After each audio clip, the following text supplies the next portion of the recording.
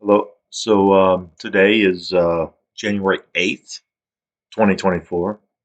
Um, what I can say is God is not making me post these videos for no reason. Yesterday I had to drive to Mesquite. I was trying to sell something to get some money because I've run out of money again. And you guys are going to work pretending like it just goes away and it doesn't. But um, we're going to find out as the plague is as real as COVID. It's much worse than COVID. This is the plague of the firstborn. And I'm not going to do nothing. I know Father is real. It's not my fault that most of these people in this world are just a bunch of hypocrite liars. If you can't believe in God, it's your own fault. I mean, you guys have the songs about it, you sing the songs about it, but I think it's all for money because you're lying to my face everywhere I go. So I'm going to put a what if instance in here for everybody just to listen to and try to live.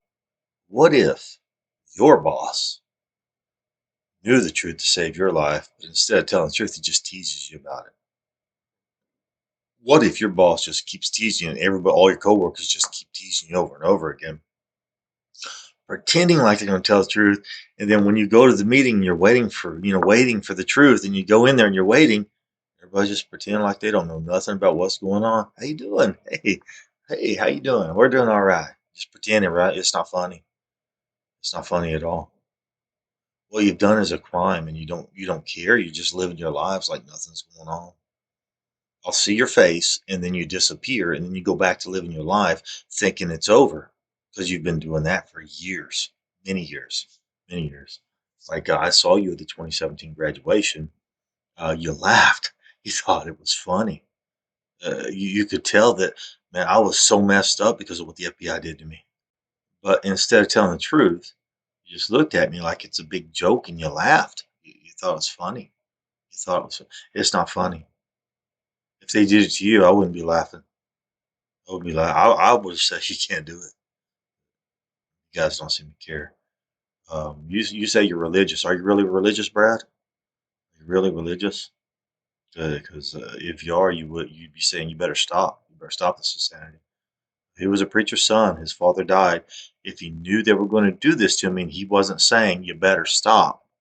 You can't do this to this man. He's boiling in a lake of fire like a lobster. Um, I do not like you. You know that. I got a story that's you're gonna hate me. Hey, look, Skeletor. Let's keep going. Next page. You knew they was going to put that green mob out there. You told me. You did. I just put sixes on your head right now. You told me. You said you said I hope I don't get bit by a two-step snake. So what was that? What's a two-step snake? And I kept asking. Oh, don't worry. He's never going to figure out it's a Vietnamese snake. It's from Vietnam. No, it's from Thailand. But they can't. They go all over. They're in Asia. But and they may have them in Vietnam. I think they probably do. But you knew what that snake was. I had no idea what it was. And I go out there with Jacob and Shane, and I saw a lime green snake in the tree, little lime green. And even Chris said, Brett, that was supposed to be the tree of life. You're supposed to, oh no, that's the tree of death. I've never seen a snake like that before in my life. That was lime green. That was the tree of death. And he goes, it was just a rough green snake, a green roughy, something like that. How do you know what that is, Chris? That's a snake from Florida. No, that was a lime green snake. Now, these guys know what's going on. They know absolutely 100% what's going on. They don't want to tell the truth. They don't want to tell the truth. This guy, he tried to run for sheriff right after high school. He tried to run for sheriff. He was a deputy. I think he was a deputy. There's a story about these two guys. I'm gonna tell the story real quick. There's a black truck with louvers on it. Black truck with louvers on it. Everybody's like, "Who drives that truck?" Because the windows were blacked out. Couldn't tell who it was. It turned out it was his cousin Trevor. At least that's what he told me. His cousin Trevor drove that truck.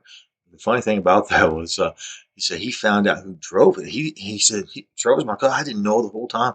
I had no idea. No idea.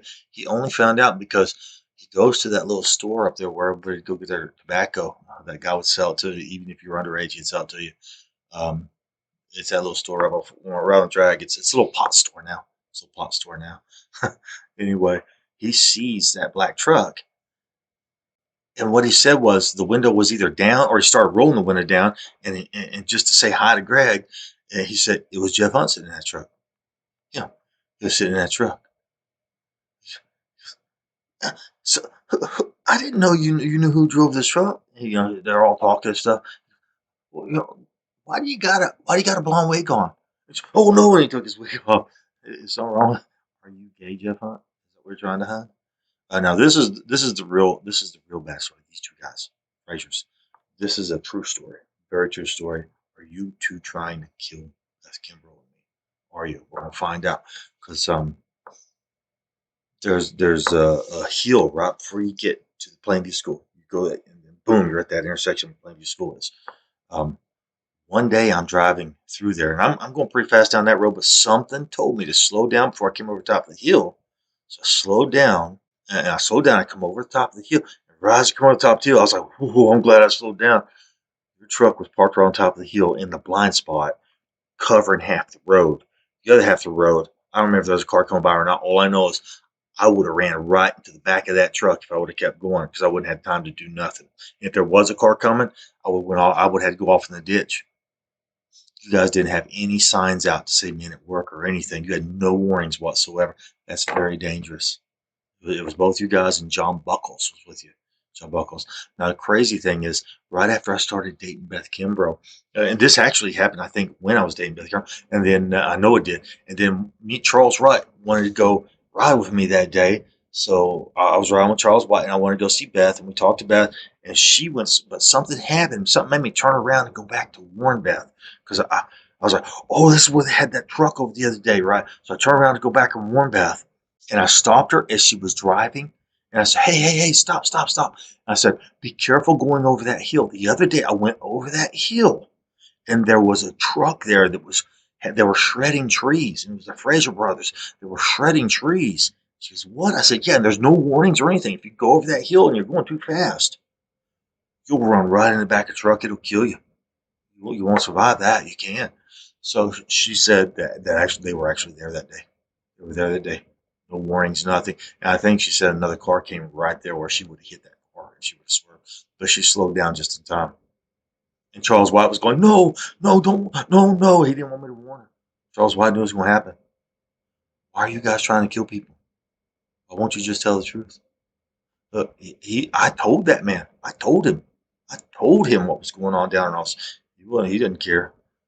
Do you fear God, Jim Matt? Because you feared your dad when you stole stuff from Walmart.